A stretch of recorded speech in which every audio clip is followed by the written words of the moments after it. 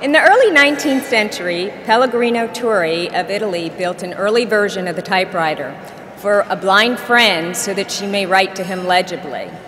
More than 60 years later, Alexander Grahm Bell was trying to find ways to help the hearing impaired, a byproduct of which became the telephone. In both cases, both men were involved in assistive technology development, the creation of a device to aid a person with a disability so they may perform an essential task that might otherwise be challenging to achieve. There have been other innovators and inventors since Turri and Bell who follow in their path.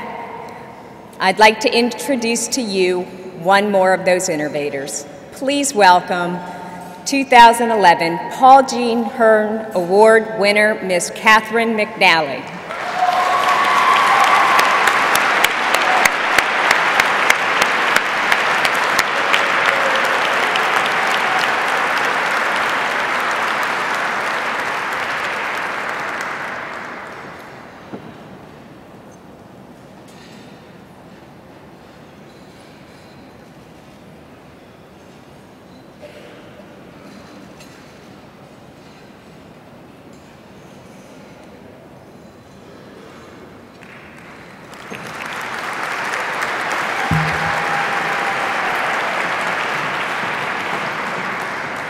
Thank you so much.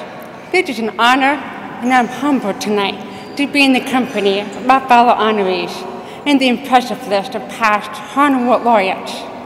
And I have to thank my family for teaching me to not only think out of the box, but also to follow through with these ideas. As you can recall from the remarks in my video, the transcript of an audio tour just wasn't very exciting. I simply wanted to see what most people hear. My idea of creating accessible iPod video tours for all museums across the country seemed like a pretty far-reaching dream. But back in 2006, I soon saw that my vision could quickly become much bigger.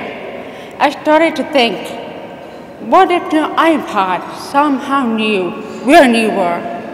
And how awesome would it be if our iPods and phones became one device? And what if someone made it a law to say that videos on the web and our phones had to be captioned? And all those felt like huge, dramatic dreams just 5 years ago. Well, guess what?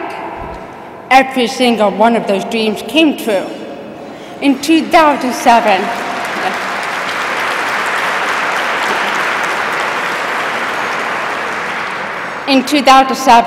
handheld mobile devices and smartphones became much more dynamic. They now know where you are, right here at the Ronald Reagan International Center. These smartphones can play videos in the palm of your hands.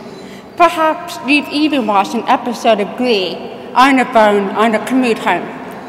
And for those of you who couldn't watch Glee on the phone due to lack of captions or video description, that soon will be a thing of the past, thanks to the passage of the 21st Century Communications and Video Accessibility Act.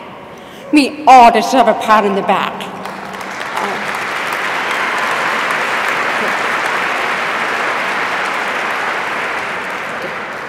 Together with AAPD, we passed a new law last year to bring greater awareness and accessibility to videos and mobile phones on the web. If we can do that, working together, what should we dream of next? What if captioning on a mobile device was as easy as touching a button on a phone for English, Spanish, French, or Mandarin? What if the United States' most treasured cultural institutions and arts were readily accessible to every single visitor on the mobile device? What if we took keen guides beyond the Washington, D.C. area and made more museums, parks, monuments accessible to me and the 36 million people like me across the United States? What if people who didn't even have a disability wanted to use these accessible video tours too? What if we could do it all by next year? After seeing what technology and advocacy can do in just 5 years since the idea began, I believe we can. Tonight, I have met so many people connected to disability, so many inspiring leaders in companies, in business, in government, and in the grassroots community. So now, let's start working together to make communities in the big cities, in the small towns, more accessible and inclusive.